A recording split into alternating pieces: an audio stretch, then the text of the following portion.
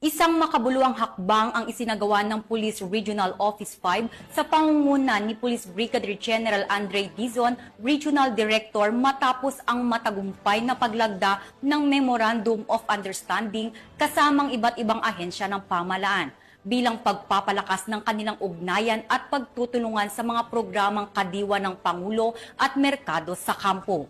Police Staff Sergeant Mercolito Lovendino Jr. sa report. Pinagtibay ng Police Regional Office 5 at ng iba't ibang ahensya ng pambansang pamahalaan ang kanilang suporta sa layunin ng administrasyon na mapalapit ang abot kayang bilihin sa publiko sa pamamagitan ng isang Memorandum of Understanding na nilagdaan ngayong Martes, July 1, 2025 sa Camp General Simeon A. Ola, Legazpi City. Ang kasunduan ay bahagi ng pinalakas na implementasyon ng programang Kadiwa ng Pangulo, gayon din ang inisyatibong Agraryo Merkado sa Kampo na regular din sila sa gawa tuwing Martes sa loob ng kampo. Layunin ng naturang programa na maghatid ng abot kaya at dekalidad ng mga produktong agrikultura at pangisdaan, kabilang ng mga pangunahing pangangailangan direkta mula sa mga lokal na magsasaka at mangingisda. Ayon sa Pro5, bukod sa pagtulong sa mga kawani ng PNP at kanilang pamilya na makabili ng murang bilihin, malaking tulong din ito sa mga lokal na producer upang mailapit ang kanilang produkto sa mas malawak na pamilihan. Bahagi rin ito ng kampanya ng pamahalaan na palakasin ang food security, istulong ang inclusive growth at itaguyod ang kooperasyon sa pagitan ng mga uniformed personnel at sibilyan.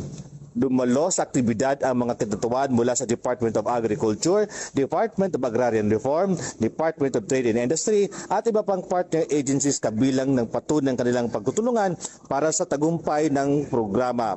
Nagpahayag rin ng suporta si Police Brigadier General Andre Perez Dizon, Regional Director ng Pro5 at sinabi sa inisyatibong ito ay malinaw na hakbang tungo sa makatao at makabuluhang serbisyo para sa kapakanan ng komunidad at kapulisan.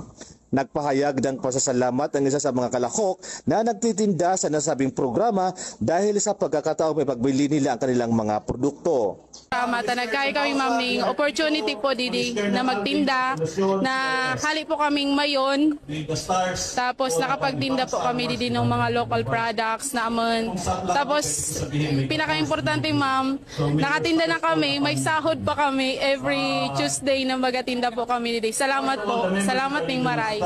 Ang kadiwa ng Pangulo at Agraryo Merkado sa Kampo ay inaasahang magpapatuloy sa mga susunod na buwan na posibleng palawakin pa sa iba pang kampo at himpilan sa reyon upang mas mapalawak ang benepisyo nito. Mula dito sa Bicol Region, ako po yung Police News Network Correspondent, Police Staff Sergeant Mercolito P. Lovendino Jr. Alagad ng batas, tagataguyod ng balitang pulis.